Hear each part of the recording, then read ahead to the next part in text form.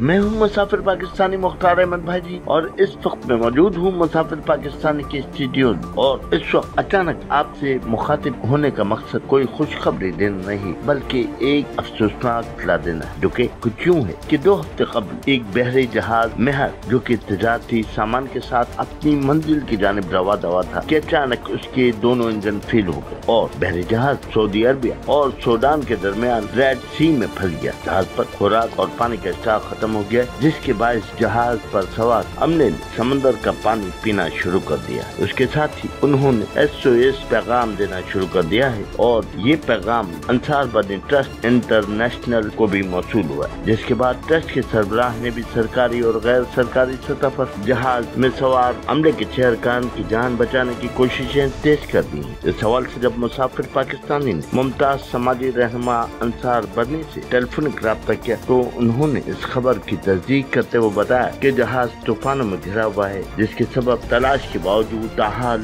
लापता है। उसकी तलाश का सिलसिला जारी है, जिसके तहत उससे जल्द तलाश कर लिया जाएगा और इस बात की भी कोशिश की जा रही कि अमले के तमाम अरकान की जान महफूज बना दी जाए।